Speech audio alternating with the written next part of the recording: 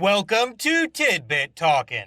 This is a series that consists of spewing out assorted thoughts which arose from somebody who thinks too much, taking in, and generally loving various entertainment media by the boatload. These tidbits may be little theories, observations, or simply jokes. Please bear in mind that all these ideas come from the perspective of somebody who's experienced every main story bit connected with whatever is currently being gone over. So spoilers will be here. However, other works set in a shared continuity will typically solely be referenced in a way that only makes sense to anybody who's also fully experienced those ones up until their same time occurring points. Sort of a coded nod kind of deal. Now, with all of that out of the way, here we go. Aruba-Con. Rip was likely in an extreme hurry to get off the Wave Rider because he needed to form that Time Bureau thing and properly restore history before his memories got overtaken with new chronology concerning content and or a database carried around by him updated with said stuff. Stein can't truly be unaware of the word anachronism as he thoroughly studied time travel for years before actually regularly witnessing and experiencing such things himself. Chances are, Martin's merely stating the word in an emphatic way in order to make Rip understand that him just saying one thing could never sufficiently explain everyone's current predicament. Rip is acting a lot like his Season 1 self because he traveled back 5 years to start the Time Bureau, which would plant him in 2012. No longer Captain Hunter, being around events that constituted the ensuing years would almost definitely provide several reminders of chasing Savage and other Season 1 related events, like families getting slaughtered, causing much unpleasant feeling invigoration. In other words, there's some extremely depressing time drift going on with the guy. On a related note, humorless Hunter may have founded his Time Bureau in 2012 because any anachronism affecting public hero debut time in this universe would require the direct watch of somebody with both extensive era editing experience and potent professionalism. Ray might be having a hard time selling his miniaturization gadgetry to companies because everybody's scared of getting involved with cutting-edge tech, since folks dealing in such business typically wind up regularly robbed by super criminals, especially ones with names that match Roman gods and planets. If supposedly super secret superb science stuff standardly suffers sadistic swiping, then anything offered to the public would be just like plastering a "please rob here" sign on one's doorstep. Nate is likely operating in Central City because it possesses the greatest number of publicly known meta criminals. So, not only does this give history's hardest hero a chance to accumulate much clout, it also provides lots of chances for studying, which is something he's quite into. This instance of mental magnifying wouldn't be his typical reading-write variety, though. Instead, it involved developing strategies for efficient superpower usage and whatnot. Rip might have formed his Time Bureau with the mindset of somebody looking to make a relatively mundane replacement Legends team. That is, everybody working at Admiral Aberration Attackers Anti-Alteration Association didn't possess much historical relevance, but also lacked superpowers, skills, or technology. Say, for example, folks with advanced degrees who would never come up with an incredible invention or start any huge companies. Director Captain Hunter was likely planning on recruiting his former team again to fight Maulus if there were still signs of the Time Demon after every major anachronism was dealt with. This probably has something to do with the fact that Rip's only other option for big bad defeating potentially equipped history warping capable warriors would be speedsters. After all the temporal shenanigans unleashed by certain red and yellow lifelong enemies, him preferring a bunch of rowdy drunks makes total sense. Freakshow. Mari's extended existence might be the result of more than just history taking a while to set. There's a fair chance that she's also safe because Nate's open to the possibility of Amaya going home, having children, and then reuniting with him at some later point. This relationship of even greater unconventionality could result in a more or less identical tragic end for Vixen's village. Plus, Dr. Haywood doesn't seem like the type to mind hooking up with an older woman. Ray's shrinking device really only has a market in the moving industry, as that 24-hour regrow deal kinda renders it useless for general storage. It might make for a neat way to hide birthday and or Christmas gifts though, plus there could be some bonkers surprise parties to be had with the thing. In addition to them supposedly suffering from a historical influence deficiency, at least some of those undetected anachronisms may have gone unnoticed because they were located within temporal blind spots. That second deal would do a good job of explaining why the stunningly stealthy stellar story strangers suddenly sprung up, as discovering them would involve agents checking each blind spot manually and then reporting back after a thorough investigation. A single contained animal with normal anatomical features, even one that's extinct, would only be a low-level anachronism because it lacks the capability to hunt and breed. The legends gamble with chores instead of real money or valuables because those other things could easily be stolen back by Mick whenever he lost. Ray commenting that Jax couldn't use any flame powers without his partner is probably what triggered Barnum to force a dark humor-inspired conjoined twin con on the two. Time Bureau Ava was likely programmed by Director Hunter with Sarah's exact martial arts skill set minus the killing concerned comfort, on top of making her a totally effective field agent who could handle any dangerous scenario. Rip would also implement this design because situations that sort of simulate him being Sarah's boss again generate lots of ego-stroking goodness within his uptight brain. Zari.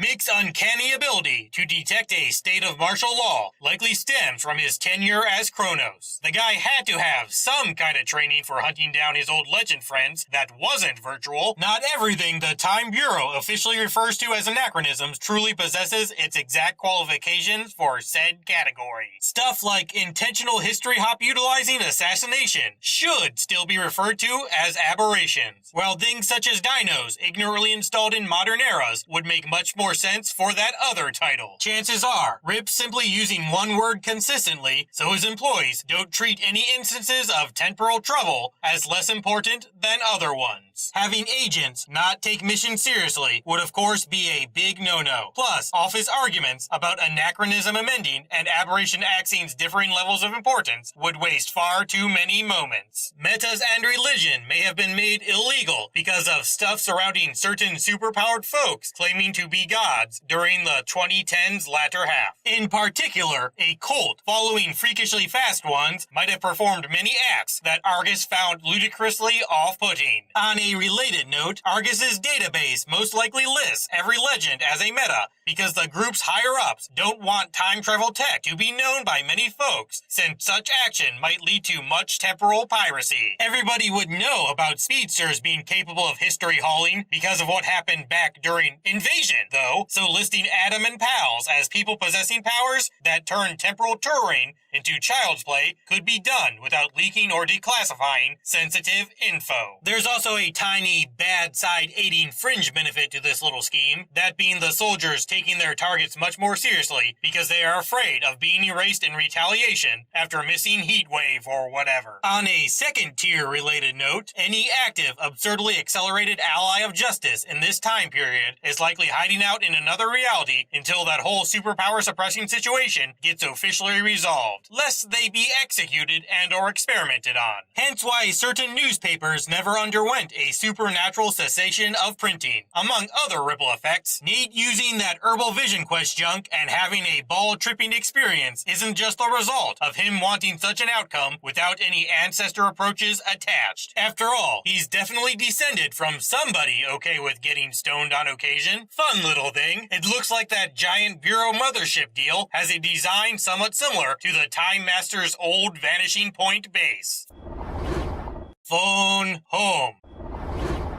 If Ray isn't just lying about not eating candy as a kid, then he may have trick-or-treated solely to get snacks for others. That baby Dominator may have been comfortable going inside Mini Dr. Palmer's backpack because it reminded him of either a spaceship or one of those cocoons the Queen tended to make. The Black Ops government agency probably chose that rec center as its base of operations in Ivytown because not too many kids would be worried about such a place being closed while Halloween was going on. Ray's stupid brother Sidney is likely away watching a pro football game with their father, possibly because he was bit by one of those stray animals the future Adam likes to take in and needed a good cheering up after getting rabies shots and whatnot. Zari probably had to get her copy of Zelda off the black market because it was banned for containing religious imagery and concepts. Said series not only possesses its own fictional pantheon of gods, but the original has a shield with the Christian cross on it, and its initial Japanese release features an item called Bible. Considering the world-controlling influence level corrupt future Argus seems to possess, it's possible this beloved Nintendo series banishing even included a complete scrubbing of internet-contained information. Hence why Miss Mighty Mini Monsoon Maker could never defeat Ganon. Return of the Mack. Those anachronisms caused by the Legend's big screw-up in Season 2's finale, forming a pattern, might have something to do with locks or whatever present on Malice's cage. These terrifically torn temporal points were probably already weakened as part of some spell strength supplying sacrificial stuff. Thus those time tremors Team Tavern Trasher triggered totaled the things even more than literally everywhere else in history. Dark's corpse remained lacking in the successfully transfused blood department, despite how many folks his cult managed to murder snatch, because finding ones with proper protein packages was quite tricky during this era. This episode takes place in 1895, 5 years before the first recorded scientific information about different blood types being a thing. So, Nora and her cult-contained companions can't really do much beyond telling their shady doctor pals that not all blood works for everyone. Keep gathering bodies until the ritual starts working, since changing history too much before Damien's resurrection would attract more Time Bureau attention than they could handle at not full power. Plus, teaching people medical practices from the future would be really hard. Rip's little bomb that apparently stops time is most likely a Speed Force manipulating weapon. In fact, the fantastical flash grenades probably granting him super speed for a tiny bit, rather than stopping everybody else. That sort of thing seems like it'd be easier to develop, since there have been far more speedsters available for study throughout this universe's history than clock cancelers. Dark recalling everything upon his revival, including each bit of hoopla the Legends erased, might involve that spell being designed to completely restore one's life, including parts which were mysteriously missing when its target perished. Helen Hunt.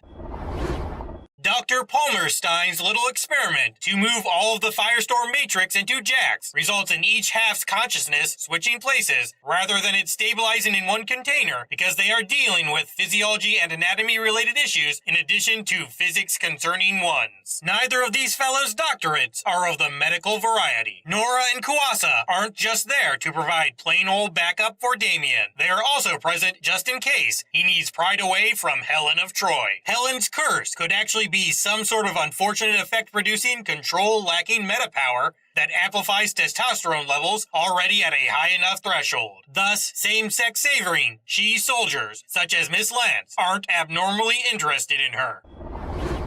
Welcome to the jungle.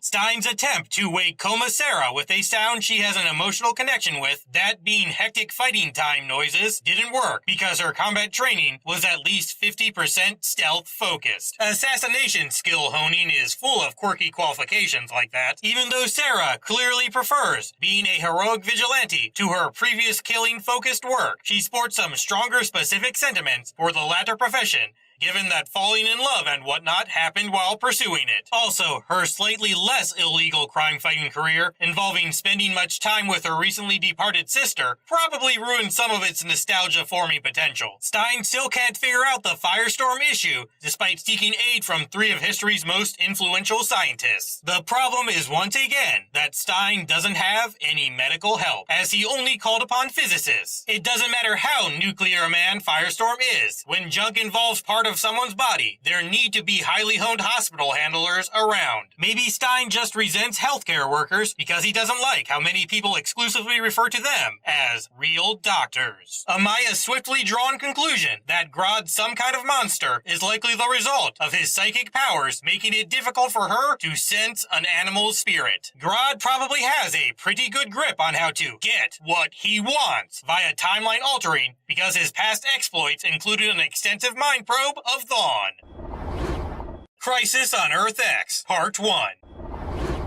The anachronism being dealt with in 1183 England can only be one thing: Nate's fidget spinner. After somebody retrieved it for him during Zari, while he was acting a bit less together than usual, Nate proceeded to throw his precious stress-relieving device turned holiday fad into the temporal zone. Dr. Haywood deemed this action necessary because he thought history needed some help with its anxiety after his team broke the thing last year. Team Legends arrives via time portal at essentially the exact same moment as an Alex carrying Supergirl exits a breach. This is likely the result of Cisco and Harry being responsible for arranging sending out invitations to folks located at not-so-male reachable places. Between premonition having and particle accelerator creating, it makes sense that these two would be capable of developing time and space crossing memos with perfect coordinates. Anyway, things were probably arranged this way just in case everybody's arrival caused a massive freakout, as under these conditions, the Legends would only have to mind-wipe one crowd that no longer trusted reality. Stein seeing Clarissa again, coupled with the upcoming grandchild-filled life they are both anticipating, is probably what made him mellow out enough after being informed of that cure's completion to actually make contact with and even appreciate a medical doctor. Stein might have figured out how to alter the way Jax's metagene expresses itself by poking through Gideon's archive for future found research papers and whatnot on super science. This little study session would have been at least partially inspired by the Legend's recent trip to Zari's horrible home, where powered people regularly get experimented on. Related, Martin may have decided to infuse Jax with animal abilities, both because he's experienced much awe when witnessing Amaya's antics, and the other options were too awkward/difficult. After all, getting DNA samples from humans with powers would involve lots of consent and whatever. Also, trying to find out if meta abilities could get altered with extreme scenarios, just like how they are initially developed, would simply be an incomparable hassle. Since it's not likely, many folks would volunteer as test subjects in experiments involving wildly malfunctioning hyper toasters or what have you. Sarah's League training makes it quite easy for her to identify which body parts sound like what when coming into contact with various surfaces. Such things are important for assassins to know, so they can decipher how much an unseen opponent is capable of fighting back after getting knocked down. Buttocks board bumping would be of particular note, because entry to such a place could entail all leg-based assaults being completely removed from the equation. Any time-displaced speedsters, such as Dawn, probably can't be detected by that anachronism assessing algorithm, because their connection to that everywhere influencing force makes them seem like they naturally belong at all historical points. Crisis on Earth X, Part 2. This Dawn might have actually helped those racist roomies win World War II on Earth X after learning about his Legend Season 2 Time Remnant counterparts' early shenanigans during that whole supernatural spear-seeking situation. Overlord Oliver's obscenely oppressive organization might have wiped out the League of Assassins on Earth X, hence why there's no Malcolm present despite Tommy being around. Either the group got wiped out for being world-conquering rivals, or they were true champions of justice because of colorful alternate universe difference-related deals, and everybody died in a tragically heroic fashion. Sure, Tommy X said some stuff about his father being killed if he didn't help out the Prideful Prejudice Patrol, but considering how a sizable laughing fit followed normal Oliver's response to his story, it's likely nothing but lies were spouted. Even if the dad being alive part was actually factual, it could merely be some sort of sly half-truth. That is, Merlin Sr. might currently be awaiting execution as the last surviving League member, and he's going to die no matter what his son does. No matter what it is, an anachronism in the Stone Age would almost definitely reach a level 10 on that threat scale more or less immediately. Mick's excessive, even for him, amount of drinking in 2017 might be caused by his normal booze intake getting neutered for reasons he couldn't help. That is, a certain fabricator may have been altered to produce weaker or even non-existent liquor levels in beverages, while its main users were Time Bureau trainees. The lack of a foreigner flaying firestorm is because only Martin Stein can create that matrix in most universes. Him and his family would of course never experience a long life on Earth X. Crisis on Earth X, Part 3. Meta dampeners wouldn't work as a solution for that firestorm splitting problem, because even if the things halted their wearers' need to merge, they'd eventually run out of power. This could wind up being especially problematic if the side effects of not fusing built up in their body backgrounds, while superpower stifling switches stayed secure, since nuclear explosions might ensue upon such things getting disabled. Crisis on Earth X, Part 4.